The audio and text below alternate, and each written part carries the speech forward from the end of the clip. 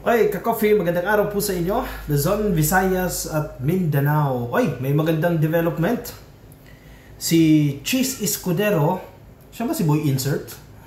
Iniimbestigahan na ng COMELEC. At hindi lang siya, may kasama pa siyang dalawang senador at may kasama pang mga local officials na kumandidato sa 2022, again 2022 pinag-uusapan natin dito ha, na tumanggap ng donasyon mula sa government contractor. Uy, bawal yun. Sabi ng COMELEC, bawal yun. Pero si Cheese Escudero, umamin mismo.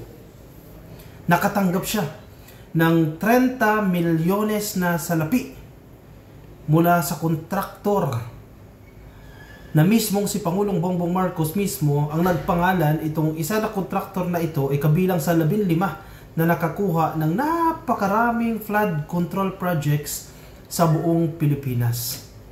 Paano ngayon yan? Umamin mismo si Cheese. Hindi niya ba alam yon? Matalino to eh. Magaling na abogado, senador, dating governor, dating congressman. Naging congressman ba siya? Pero basic yan. Dapat alam niya na bawal tumanggap ng donasyon mula sa government contractor. Pero bakit pa rin po tinanggap ni Cheese Escudero yung 30 million pesos na yan? Eh napakalaking halaga niyan. Itong Center Waste Construction, biruin mo ha, 30 million donation at nakakuha po yan ng 5.1 billion pesos flood control projects.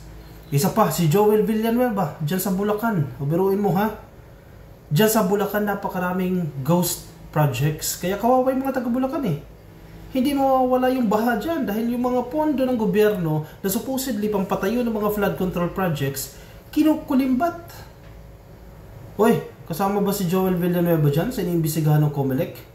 Ito, basa tayo. Headline, 15 minutes ago, medyo mainit-init pa ito, no?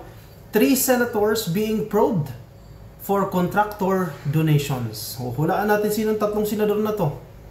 1, Cheese Escudero. 2, Joel Villanueva. Uy, hindi ko alam. 3, wala akong ideya.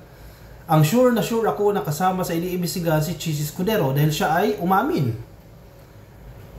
Nasa kanyang sose na 30 million yung nakadeklara dyan na donasyon sa kanya ng government contractor. Bawal yun eh. Top 1 pa yan ha, yan ang pinakamarami. At again, declared yan. Paano yung hindi mga declared? Doon sa 30 million, di mo naman i-declare lahat yun eh. Kasi may limitations eh.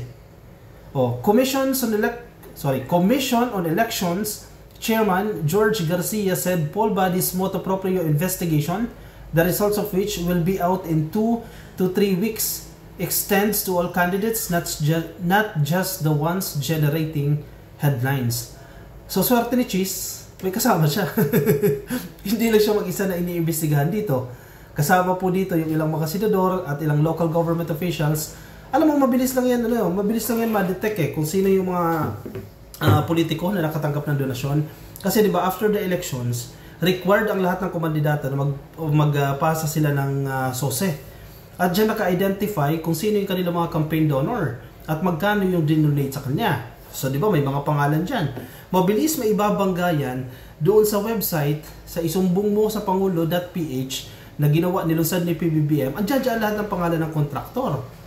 Mabilis mo naman matutukoy kung sino yung may-ari ng tawag dyan, construction firm na yan o kung sino man yung contractor na yan. Mabilis matutukoy yan, nasa SEC eh. Mabilis mo lang ma-access yung data dyan. Now, pagbanggain mo yan, yung nakalahad doon sa sose ng politiko at yung datos ng SEC at datos doon sa sumbong sa pangulo.ph, ma-identify agad ng COMELEC kung sino. Naku po, anong mangyayari? Ako out of delicadeza na lang to. Kung ako kay Cheese, mag-resign na ako dyan. Kasi diba, biruin mo, Senate President ka. Basic yan na bawal ka tumanggap ng donasyon mula sa government contractor, tinanggap mo pa rin. Ano mukhang iaharap mo dyan? Diba? Campaign contributions of at least 4 bets during the 2022 elections are currently under review to determine if they received donations from government contractors according to Commission on Elections, sabi po ni Chairperson George Garcia. In fairness sa COMELEC, mabilis kumilos. In fairness sa kanila, ang credibility ng COMELEC ay hindi pa naman questionable, no? May ibang agency kasi questionable na yung credibility dahil sa mga allegations ng corruption. Ito, in 2 to 3 weeks, lalabas na yan. O, sana wag muna patayin nila itong issue. Kasi pag napatay na itong issue sa mga flood control projects, wala na, makakalimutan na natin yan. Mas lalong nandyan sila, mananatili sila dyan. Kailangan i-call out itong mga senador na to, itong mga mambabatas na ito, na kumulimbat ng salapi mula sa mga flood control projects. The poll body chief said the review covers 3 senators and 1 local bet dyan po sa Bulacan. At hindi na po in-specify yung identities ng mga politiko na ito. Buti na lang talaga na-deklara yan ng presidente itong war on floods ng kanyang State of the Nation address. Kung hindi niya na-deklara yan, mag-enjoy lang yung mga yan.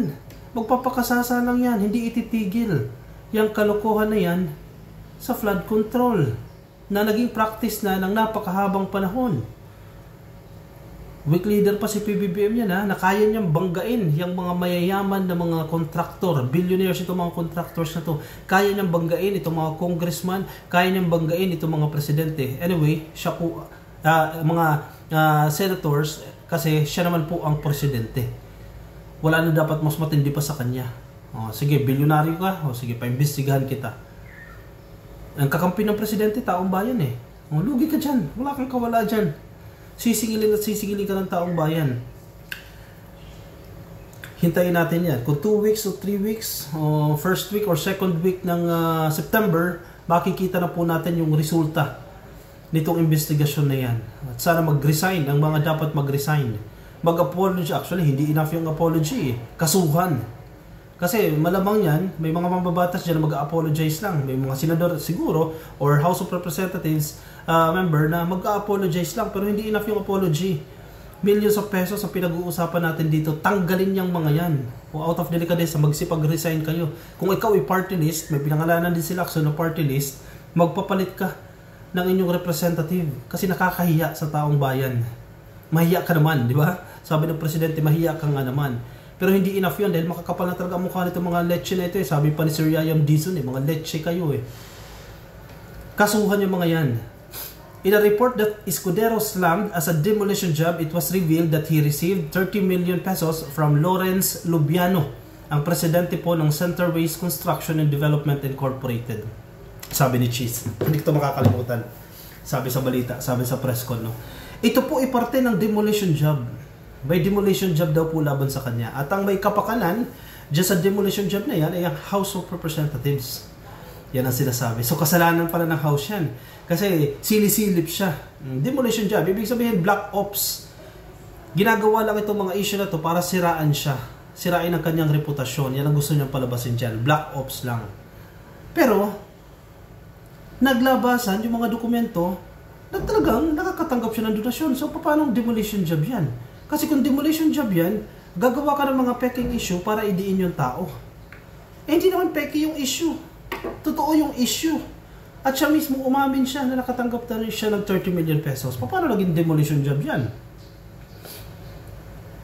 Ito pong Centerways, yung kumpanya po ni Lawrence Lubiano, ay kabilang po siya sa 15 contractors na nakakuha po ng 20% ng lahat ng flood control project sa Pilipinas na nagkakahalaga po ng 545 billion pesos. 20% yan ka-coffee. Grabe ha. Pinaghatian talaga nila ang bilyones. Tindi. Escudero admitted that he is friends, kaibigan. Sila ay magkaibigan with Lubiano, his top donor, but denied helping the Sorsogon-based firm bag contracts when he was the provincial governor from 2019 to 2022. Uy, nung governor daw siya ng Sorsogon, hindi niya raw tinulungan na makakuha ng kontrata itong kanyang kaibigan nung 2019 to 2022. So, kailan lang? Ito lang. Nung sinadon na siya, sa kanya tinulungan. Talagang friends talaga sila. Kung hindi mo kaibigan yan, hindi mo bibigyan ng 30 million yan. Na-declared ha? May mga undeclared pa dyan. Kung hindi kita kaibigan, bakit kita bibigyan ng 30 million? At kung ako kontraktor, bakit ako magbibigay sa iyo ng ganyang halaga, 30 million, nang walang kapalit yan? Nang hindi mo ko tutulungan na makakuha ng project sa gobyerno, paano ko kikitain yung ginastos ko sa inyo? 30 milyones yan. Diba? Para naman kakapanganak lang natin, lulukuhin pa ang taong bayan na hindi out of kindness lang yan. Wow, out of kindness? Nag-donate ng 30 million, mabait yan. This is out of kindness. I do not expect any in return. Wow, walang kapalit. Donasyon lang. Para sa'yo yan. Dahil mabait ako. Or mabait ka sa tao, para sa'yo yan. Nang walang kapalit, ano yung 10 piso? 100, 1,000, 30 million pinag-uusapan natin dito. Now, umamin si Cheese, nakatanggap siya. Philippine election law prohibits government contractors from donating to campaign kitties. Hindi alam ni Cheese yan na government contractor yung kaibigan niya. Baka mamaya anlinyahan niya, hindi ko alam na contractor pala ng gobyerno. Wow, edi wow. Governor ka ng Sorsogon, hindi mo alam yung mga malalaking contractor na nasa Sorsogon? Pag yan talaga i-deny niya na hindi ko alam yan na contractor siya. Kasi yan na lang ang lusot niya eh.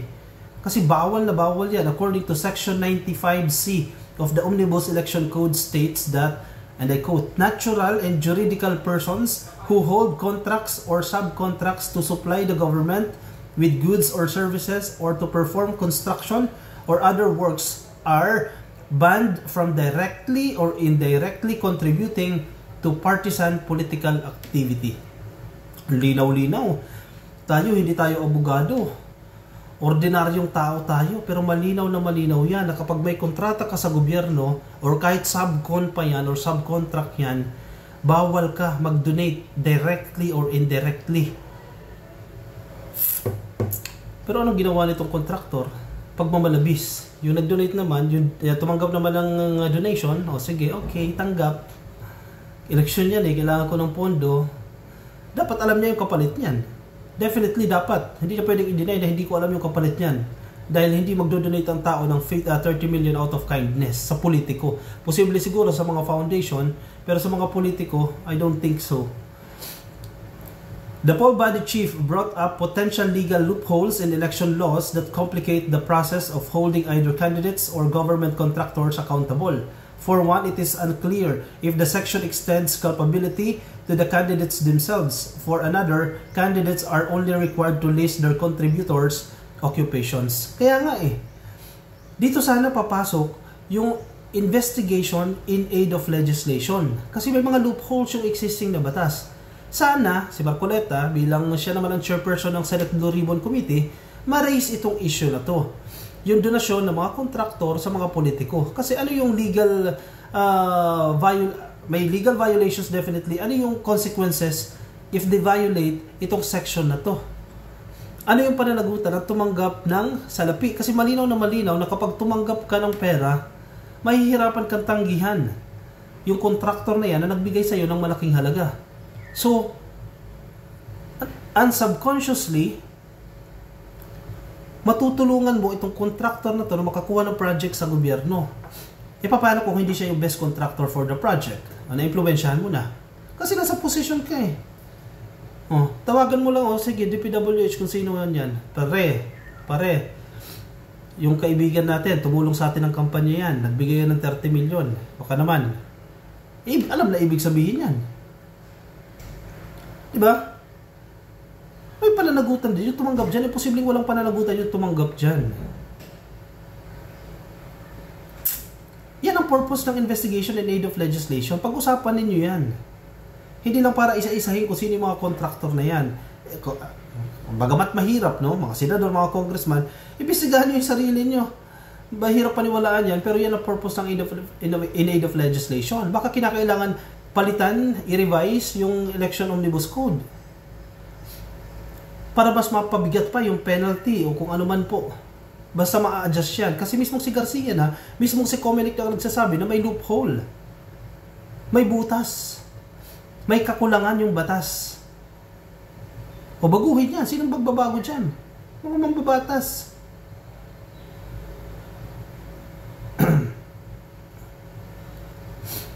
Diba? Kawawa tayong bayan dyan eh.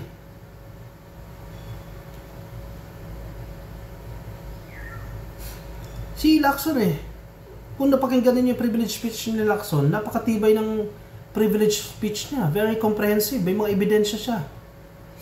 Oh, sana masundan yan. No, hindi magtapos yan sa privilege speech. Sinasabi nga ni Sir Yayam, talagang kung seryoso, ang Senado, kung anumang parte ng gobyerno, ituloy ninyo yung kaso. Tulungan ninyo na yung case build up para makasuhan yung mga dapat makasuhan, ma-blacklist yung mga dapat ma-blacklist, yung congressman, senador na mananagot ay dapat mapanagot, yung mga opisyal ng DPWH at kung sino pa man na involved dito sa corruption, sa flood control, ay mapanagot. Yun lang yun eh. Kasi kung puro hearing, tama nga naman yung sinasabi ng mga netizens, kung puro investigasyon dyan sa Senado, pahiyaan lang ng walang penalty, walang nagdudusa, unfair yan. Diba? Dapat may managot dyan. Ituloy-tuloy na talaga yan. Si Presidente na mismo nagsabi, in fairness din naman sa Senado, sa Senate Blue Ribbon Committee, nakikinig sila doon sa sinasabi ng Presidente. Na-imbestigahan nyo yan. Not directly instructing the Senate, no? Pero out of their initiative, they conducted this investigation. Pero ang sabi ng Presidente, mananagot kayo. Bago matapos yung kanyang termino, gusto niya may maging accountable dito sa nakawan ng pera para sa flood control. In fairness sa Presidente, political will ito eh. Wala na siyang pakialam, babanggain ko kayo kahit mga politiko rin kayo. Kahit hindi niyo ako suportahan sa gobyerno ko, babanggain ko kayo dahil pera ng taong bayan po ang pinakialaman ninyo dito. Diba? Malinaw na mensahe yan ng ating Presidente. Kayo ka-coffee, anong masasabi ninyo dyan? Sige, i-comment nyo po ang inyong mga opinion, ang inyong mga reaksyon dyan sa comment section para mabasa po yan ng iba nating mga ka-coffee. Yung mga nasa Facebook, pasuyin na lang please. Like and follow yung mga nasa Facebook, mga nasa YouTube. Click lang po ng subscribe. TikTok, subscribe din po kayo. I'll see you ka-coffee in my next video. Maraming salamat po sa mga sumama. Ingat po kayo, nasan man po kayo panig ng ligig. Bye-bye.